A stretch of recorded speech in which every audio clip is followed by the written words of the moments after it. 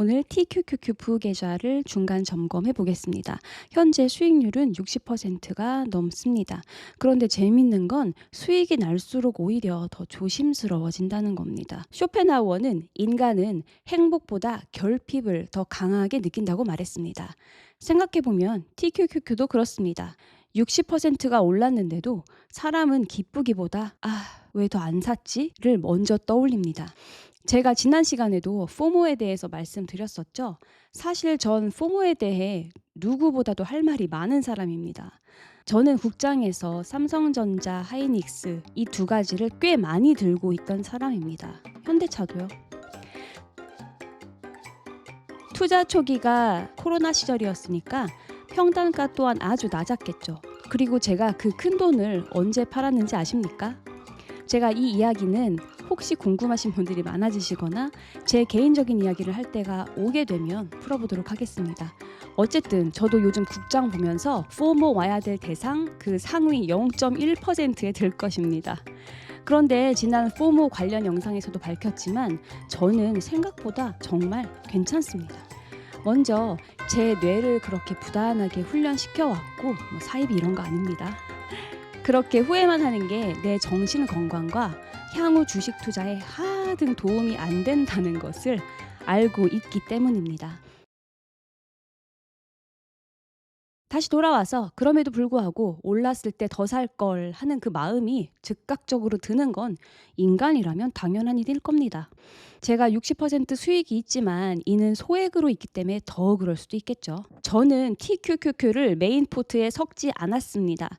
이것에 대한 설명은 제가 T순위 속의 TQQQ 영상에서 더 자세하게 드렸습니다.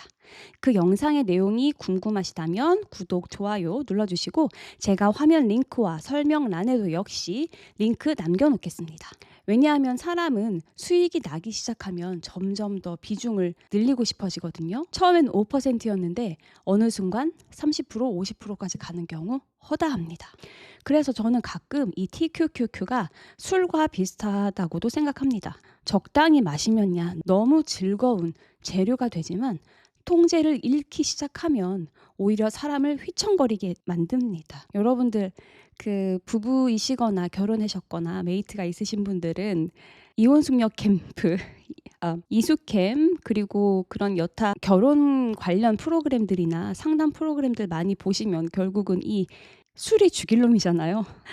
이렇게 항상 사람들은 통제를 잃는 상황을 두려워하지 않을 때가 있어요. 그렇게 통제를 잃기 시작하면은 나 자신도 잃고 다른 사람과의 관계에서 신뢰도 잃게 되죠.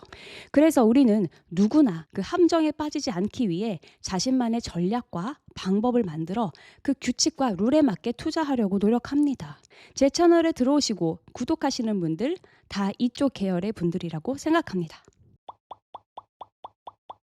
TQQQ는 제 인생을 바꿀 수도 있지만 반대로 내 멘탈을 무너뜨릴 수도 있다고 생각합니다. 그래서 저는 처음부터 이 계좌를 부스터로만 보기로 했습니다. 아시다시피 저는 메인으로 QLD를 가져가고 있고 약간의 슈드 그리고 약간의 SGOV 그리고 이 TQQQ는 공격 슬롯으로 항상 움직이는 것이 아니라 하락장이나 혹은 T순위 같이 장기로 소액 움직이는 그런 부스터 역할을 합니다. 다만 QLD에는 지금 모든 자금이 투입되지 않은 상태라 레버리지 비율을 더 높일지에 대해서는 여전히 고심하고 있습니다. 여러분들이 많이 의견을 주시기도 하셨고요. 또 이에 대해서 좋은 의견이 있으시면 언제든 댓글 남겨주세요. 이에 대한 자세한 내용과 왜 이 전략을 택했는지 알고 싶다면 제가 TQQQ는 1에서 4편 시리즈로 그리고 QLD는 1에서 3편 시리즈로 제작한 내용이 재생 목록에도 있으니까 정주행 영상에서 찾아보시면 연이어서 보실 수 있습니다. 또한 설명란에 링크 남겨놓을 테니까 필요하시면 시청하시면 되겠습니다. 앞으로도 마음 편한 QLD, TQQQ 투자 미주마와 함께 하고 싶다면 구독, 좋아요는 필수입니다. T순위 TQQQ 부계좌의 현재 수익 상황입니다. 저는 대부분의 TQQQ 주식을 몇 달 전에 거치를 했으며 아마 작년 말이었던 것 같습니다. 제가 이것도 영상에다 남겼었고요. 지난번 하락장에 몇 주 정도 더 샀습니다. 제가 처음 공개한 부계좌와 이 비교해 보면 지금은 수익률이 약 한 35% 정도 더 늘었네요. 이 주식은 제 아내 야수의 심장을 뛰게 할 부스터로만 사용될 분리된 계좌로서 제 총 재산의 퍼센테이지와는 따로 관리됩니다. 그러니까 총 재산이 100%라면 그 100%의 1도 포함이 되지 않죠. 그러니까 여전히 제 총 자산의 최소 5%에서 20%를 초과하지 않는 한 계속 모으거나 혹은 방치하려고 합니다. 앞으로 재미있게 봐주세요. 하락장에 다시 돌아오겠습니다. 사람들은 상승 때 비중 확대하고 싶어집니다. 상승에 올라타고 싶은 거죠.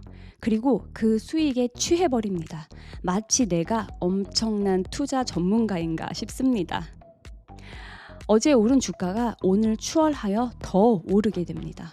그러다 보니 보유한 현금 털털 다 털어넣습니다. 규칙 없이 추격 매수하거나 내 예상에 벗어난 매수를 합니다. 그러다가 결국 공포에서 손절합니다. 결국 TQQQ가 위험한 게 아니라 통제가 안 되는 인간의 욕망이 위험한 겁니다. 레버리지는 일일 변동성의 2배, 3배라는 그 특징 때문에 이러한 사람의 본성을 확대해서 보여줍니다. 니체는 이런 말을 했어요.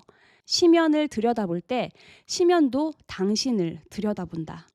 TQQQ를 오래 보다 보면 결국 시장보다 자기 자신을 보게 됩니다. 내가 얼마나 욕심 많은 사람인지, 얼마나 공포에 약한 사람인지, 얼마나 포모에 흔들리는 사람인지 그걸 중간에라도 깨달으면 다행이겠죠. 그래서 우리는 마음 편한 투자를 지향하면서도 항상 경계하며 깨어 있어야 합니다.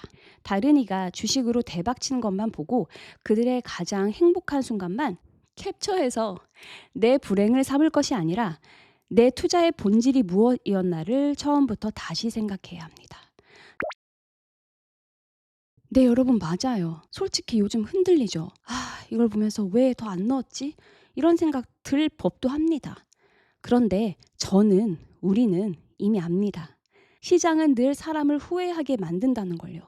이렇게 감정에 휘둘려서 매매를 하게 된다면 그동안 내가 상승장이지만 하락장을 위해 준비해뒀던 현금의 쓸모, 그리고 나의 기다림의 노력이 무색해지게 됩니다. 나한테 실망하게 되는 거예요. 또한 내가 나 스스로를 믿을 수가 없게 됩니다.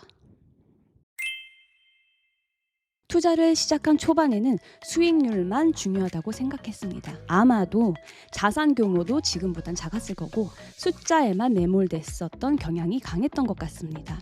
하지만 시간이 지날수록 진짜 어려운 건 크게 버는 게 아니라 계속 시장에 살아남는 거라는 생각이 듭니다. TQQQ를 보다 보면 결국 보이는 건 시장보다 제 욕심인 것 같습니다. 그래서 저는 앞으로도 TQQQ를 완전히 포기하지도, 그렇다고 인생에 몰빵하지도 않을 생각입니다.